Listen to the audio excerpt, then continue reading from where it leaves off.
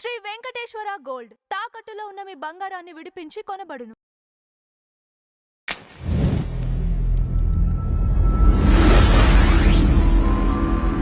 నమస్కారం అండి లలిత్ గారు అండ్ అనిల్ గారు. నమస్కారం అండి.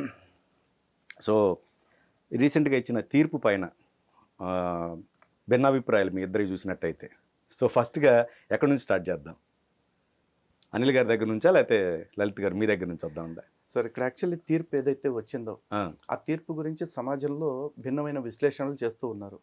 సో ఆ విశ్లేషణల్ని రెండు పక్షాల నుంచి కూడా వినిపించాలి అని డిసైడ్ చేసుకుని ఈ చర్చా వేదిక ఏర్పాటు చేసినందుకు ఫస్ట్గా మీకు ధన్యవాదాలు తెలియజేసుకుంటున్నాను. అదేవిధంగా నమస్కారం.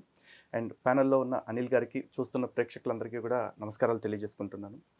సో ఇక్కడ సుప్రీంకోర్టు తీర్పు గురించి నా విశ్లేషణ గురించి చెప్పాలి అంటే, నేను అనుకూలంగా ఉన్నానా వ్యతిరేకంగా ఉన్నానా అంటే, నేను తీర్పుకు అనుకూలము కాదు వ్యతిరేకము కాదండి. కానీ ఆ తీర్పు రూల్ పొజిషన్కి అనుకూలంగా ఉందా వ్యతిరేకంగా ఉందా దీని గురించి నేను మాట్లాడతాను. ఎందుకంటే సుప్రీంకోర్టు ఎన్నో తీర్పులు ఇస్తుంది. అన్ని తీర్పులు నాకు నచ్చేలాగా లేవు. ఓకే, కానీ నచ్చినా నచ్చకపోయినా ప్రతి తీర్పుని నేను యాక్సెప్ట్ చేయాలి. ఎందుకంటే సుప్రీంకోర్టు అంటే దేశం యొక్క సర్వోన్నత న్యాయస్థానము. అంతటి సర్వోన్నత న్యాయస్థానము ఎటువంటి ఎగ్జామినేషన్ లేకుండా, ఎటువంటి అనుభవం లేకుండా ఏది పడితే అది నోటుకొచ్చింది మాట్లాడుతుంది అని నేనైతే అనుకోవట్లేదు. కాబట్టి ఈ తీర్పు విషయంలో కూడా సుప్రీంకోర్టు తీర్పు ఇచ్చింది అంటే ఉన్న రూల్ పొజిషన్కి అనుకూలంగానే ఇచ్చింది. సో ఈ రూల్ పొజిషన్ పట్ల ఏదైనా అబ్జెక్షన్ ఉంటే ఆ రూల్ మేకర్స్ని క్వశ్చన్ చేయాలి తప్ప కోర్టుని కాదు. బట్ ఇక్కడ ఏం జరుగుతుంది, కోర్టుల్ని క్వశ్చన్ చేయటం కాదు, కోర్టుల్ని అబ్యూజ్ కూడా చేస్తున్నారు. అంటే మాజీ ఐపీఎస్లుగా చెప్పుకునే వాళ్ళు, మాజీ జడ్జిలుగా చెప్పుకునే వాళ్ళు, లేదా ప్రస్తుతం పదవుల్లో ఉన్నామని చెప్పుకుంటున్న వాళ్ళు కూడా చివరికి సుప్రీంకోర్టు తప్పు చేసింది అని నిర్లజ్జగా, నిస్సిగ్గుగా, నిర్భీతిగా మాట్లాడుతూ ఉన్నారు. అంటే దేశంలో నీకు నచ్చని తీర్పు వచ్చింది కాబట్టి కోర్టులు తప్పు చేసినవి అంటే, కోర్టులు అనేక రకాల తీర్పులు ఇస్తుంది. ఆ తీర్పులన్నీ మనందరికీ నచ్చేలాగా, మన మెప్పించేలాగా ఇవ్వాలా, లేదంటే ఉన్న చట్టాన్ని బేస్ చేసుకుని ఇవ్వాలా?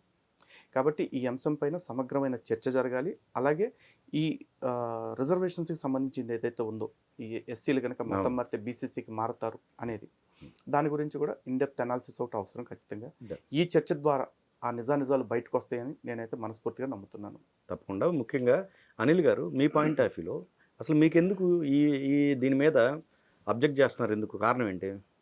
అబ్జెక్ట్ కాదండి, నేను అనేది ఏమంటే, ఇప్పుడు 3 ఆర్టికల్స్ మనకు ఉన్నాయి కాన్స్టిట్యూషన్లో. ఆర్టికల్ 14, 15, తర్వాత 25 అనేది, అంటే స్వేచ్ఛగా మతాన్ని స్వీకరించవచ్చు, ఎవరైనా కానీ చట్టం ముందు సమానమే. ఇవన్నీ మనకి కాన్స్టిట్యూషన్ ఇవ్వబడ్డాయి. సో 1950లో రాష్ట్రపతి ఉత్తర్వుల ప్రకారం ఒక ఆర్టికల్ రావటం జరిగింది. బట్ డిస్క్రిమినేషన్ అక్కడే స్టార్ట్ అవుతుంది.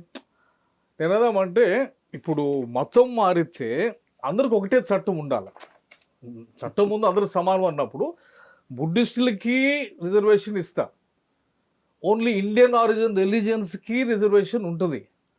అక్కడే డిస్క్రిమినేషన్ కదా.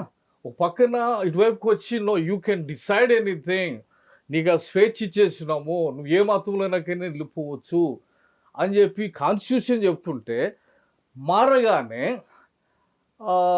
బుద్ధిస్ట్ వైపుకి మారితేనేమో నీకు రిజర్వేషన్ కంటిన్యూ అవుతుంది, నువ్వు క్రిస్టియన్ అయితేనేమో నీకు రిజర్వేషన్ కంటిన్యూ కాదు. అక్కడే అసలు వివక్ష కనిపిస్తుంది కదా. దాన్ని నువ్వు అంటే సుప్రీంకోర్టు ఓకే 1960లో మాకు రాష్ట్రపతి ఉత్తర్వు ప్రకారం మేము ఇచ్చేసినామని చెప్పి దాన్ని జస్టిఫై చేసుకోవడానికి ప్రయత్నం చేయొచ్చు. I think this is not final yet. రేపు నెలలో బాలకృష్ణ కమిటీ నివేదిక వాళ్ళు సమర్పించబోతున్నాను. దీని గురించి చాలా చర్చ జరగాల. కానీ చర్చ చాలా లోతైనప్పుడు, సో స్నేహితుడు అన్నట్టు దీనికి వివక్ష మనకి ఒకటేమంటే, మనకి రూట్కి వెళ్ళే ధైర్యం ఉందా, ప్రాబ్లమ్ని రూట్తో సహా మనము ఎత్తేయాలి. ఒక మాట చెప్పాలంటే, రిజర్వేషన్లు కూడా దేశానికి ప్రమాదకరం అని చెప్తాను. Let me be very very blunt. Social equality పక్షంలో ఒక జాతికి లేకపోతే అణగారిన వర్గాలకి న్యాయం చేసేటువంటి దిశలో రిజర్వేషన్లు వాళ్ళని, అంటే వెనుకబడిన వాళ్ళని అభివృద్ధిలో తెచ్చే పదంలో రిజర్వేషన్లు తెచ్చారు. బట్ రిజర్వేషన్లు అనే దానికి కూడా ఇంకా ఇవాళ కావాలి. మనం ఇంకా ముందుకెళ్ళి దేశం అనేది ఏమంటారు, స్కిల్ డెవలప్మెంట్ మీద, లేకపోతే నైపుణ్యతను ఆధారం చేసుకొని అభివృద్ధి చెందేటువంటి సొసైటీలోకి మనం వెళ్ళాలి. 50-60% రిజర్వేషన్లు ఇస్తున్నాము, చాలామందికి ఫీల్ అవ్వచ్చు, కానీ దేశం వెళ్ళాల్సినటువంటి డైరెక్షన్ అది. అదే టైంలో ఈ అసమానతలు లేకపోతే ఈ వివక్షలు బుద్ధిస్టులోకి వెళ్ళే వాళ్ళకి రిజర్వేషన్ అట్లనే కంటిన్యూ అవుతుంది, ఎస్సీలకి. ఓన్లీ క్రిస్టియానిటీలోకి లేకపోతే ఇస్లాంలోకి వెళ్ళిన వాళ్ళకి తీసేస్తాము అనేది వివక్ష కాదా? I'm asking a question. లేదు, దీనికి మనం ఒక్కసారి అక్కడికి వెళ్దామండి. ఏది ఒక 50 సంవత్సరాలు లెట్స్ గో టు 1960s వెళ్దాం. 1960కి వెళ్తే కూడా చెప్పండి. అక్కడ రాష్ట్రపతికి ఉన్నటువంటి అధికారులు ఏంటంటే ఇండియన్ మొత్తంలో ఉన్నటువంటి అణగారిన వర్గాలని లిస్ట్ అవుట్ చేసి ఈ వెనుకబడినటువంటి వాళ్ళని మరలా సమగ్ర అభివృద్ధిలో పాల్గొనేటట్టు చేయడానికి రిజర్వేషన్ కల్పించడం జరిగింది. అక్కడ జరిగిన విషయం అదన్నమాట. సో ఇప్పుడు అంటే ఉన్నటువంటి పరిస్థితులు 1960కి వెళ్తే అంటే ఈ వివక్ష అనేది మనం సిటీలో కూర్చొని మాట్లాడుతూ ఉంటాం, కానీ విలేజెస్లో ఉన్న వాళ్ళకి నేను మాట్లాడుతున్నాను. ఈ వివక్ష అనేది ఇంకా ముందేళ్ళండి, ఇంకా ముందుకు వెళ్తే ఇంకా దారుణమైన పరిస్థితులు 40s లోకి వెళ్ళండి. ఇంకా 40s లోకి వెళ్తే మరి అప్పుడే కదా క్రియేట్ కాబట్టి ఇవన్నీ కూడా అప్పుడు క్రియేట్ అయ్యి కాబట్టి అక్కడికి వస్తే అప్పుడు మీకు అర్థమైంది అంటే ఇది ఏ ప్రాతిపదికన ఈ క్రియేట్ కాబట్టి మనకి వెనుకబడినటువంటి వర్గాలు. ఓకే, అవి ఏ మతంలో ఉన్నాయి? ఏ మతంలో ఉన్నాయి? అవి హిందూ మతంలోనే ఉన్నాయి. హిందూ మతంలో ఉన్నాయి. హిందూ మతంలో వెనుకబాటుతనానికి అంటరానితనానికి గురైనటువంటి వాళ్ళు. సో ఇప్పుడు వాళ్ళు బయటకు వచ్చినప్పుడు కొంతమంది నేను అన్నది ఇప్పుడు బుద్ధిజంలోకి వెళ్తే కంటిన్యూ చేయటం ఏంటి, క్రిస్టియానిటీలోకి వెళ్ళినప్పుడు అంటే క్రిస్టియానిటీ అంటే నచ్చదా? ప్రతి దానికి ఒక ల్యాండ్కి ఒక హిస్టరీ ఉంటుంది. ఇప్పుడు భారత భూభాగానికి కూడా హిస్టరీ ఉంది కదా. వీటికి వేరే ఎక్కడ నేను మందకృష్ణ మాదిరి మాట్లాడితే క్యాస్ట్ సిస్టమ్ కదా దీనికి.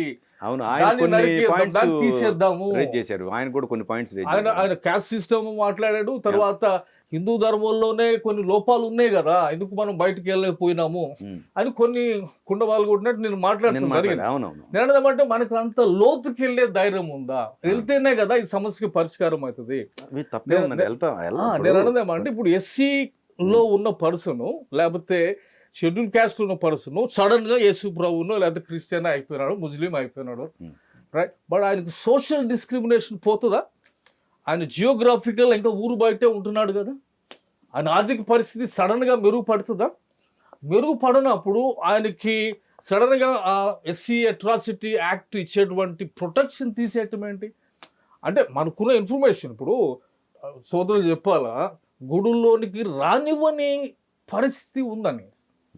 అది అది అది అది ఇంకా డీపర్ ఇష్యూ కూడా. దీని మీద కూడా ఈ మధ్య మీరు మహాసేన్ రాజేష్ గారు కూడా కొన్ని వీడియోలు రిలీజ్ చేశారు. ఆయన చాలా స్పష్టంగా చెప్పారు, ఇక్కడ ఏదైనా ఒక సామాజిక వర్గాన్ని టచ్ చేసినప్పుడు వాళ్ళకి సంబంధించిన వాళ్ళు అంటే ఒక ఓసీకి సంబంధించి అయితే వాళ్ళ వర్గం వస్తుంది, ఒక బీసీకి సంబంధించి అయితే వాళ్ళ వర్గం. ఎస్సీ విషయానికి వచ్చేస్తే అందరూ కూడా ఎందుకు వీళ్ళు ఈ విధంగా చూస్తున్నారంటే ఆయన ఒక పాయింట్ చెప్పారు. అంటే వీళ్ళు అక్రమ కేసులు, ఈ చట్టాన్ని మిస్యూజ్ చేస్తూ అక్రమ కేసులు పెట్టడం వల్ల వీళ్ళని ఈ విధంగా చేస్తున్నారనే పాయింట్ కూడా రేవనెత్తారు. అది వాస్తవం కాదా? అక్రమ కేసులు Mahasena Rajesh is not the final authority for any community. Okay, definite గా ఆయన అభిప్రాయం అయిందండి. డెఫినెట్ గా చట్టాన్ని మిస్యూజ్ చేసుకునే వాళ్ళు అన్ని చోట్ల ఉంటారు, నేను కాదంటలేదు. బట్ నేను అన్నదేమంటే యాజ్ అ పాపులేషన్ అంటే డోంట్ వి ఫీల్ అషేమ్డ్. నేను అన్నదేమంటే అంటే అది దాని మూలాలకి వెళ్ళేటువంటి, అందుకే నేను అంటుంది ఏంటంటే let me just say something. నేను అంటుంది ఏమంటే ఇంగ్లీష్లో ఒక మాట ఉంది, ఏమంటే బటర్ఫ్లైస్ని మనం చేజ్ చేయొద్దు, గార్డెన్ కడదాము, గార్డెన్ కడితే బటర్ఫ్లైస్ వస్తాయి. ఎందుకు చెప్తున్నానంటే భారతదేశంలో బ్రెయిన్ డ్రైన్ అనేది జరుగుతుంది. 1 మిలియన్ మంది వెళ్ళిపోతున్నారు భారతదేశాన్ని వదిలిపెట్టేసేసి, మాకు పౌరసత్వం కూడా వద్దనుకొని వెళ్ళిపోయే వాళ్ళు ఉన్నారు. But there is an other side, వాడికి గార్డెన్ అక్కడ అట్రాక్ట్ చేస్తుంది. అక్కడ వాడు ఇన్ఫ్రాస్ట్రక్చర్ కట్టాడు కాబట్టి ప్రపంచవ్యాప్తంగా ఉన్నటువంటి థింక్ ట్యాంక్ ఈ పూలంతా వాడు అట్రాక్ట్ చేస్తున్నాడు. మన దేశంలో ఎందుకు కట్టుకోలేకపోయినాం? అది కదా మనం చూడాలి. ఇంత పెద్ద పాపులేషన్ కలిగిన దేశంలో మన దేశం యొక్క మూలాలకు వెళ్ళి మనము అట్రాక్ట్ చేసేటువంటి ఇన్ఫ్రాస్ట్రక్చర్ మనం కట్టుకోలేకపోయినాము ఇన్ని సంవత్సరాలకి అనే దగ్గర మనం చూసుకున్నట్టుకైతే ఏమంటారు ఇన్ఈక్వాలిటీ, తర్వాత ఈ సోషల్ స్ట్రక్చర్స్లో ఉన్నటువంటి వాటిని మనం డెఫినెట్గా మనం చూడాలి. కొన్ని దేశాల్లో రేసిజం ఉంది, మనకి ఇక్కడ క్యాస్ట్ సిస్టమ్ ఉంది. కొన్నిటిని సాల్వ్ చేయగలిగారు, మనం ఎందుకు సాల్వ్ చేసుకోలేకపోతున్నాం? ఇక్కడ నాకు ఒకటే పాయింట్ ఏమంటే, ఎస్సీ నుండి క్రిస్టియనా లేకపోతే ముస్లింగా మారినప్పుడు ఒక బుద్ధిస్ట్కి లేకపోతే ఇంకొకరికి కల్పించినటువంటి అదే స్టేటస్ వీళ్ళకెందుకు డినై చేయాలి?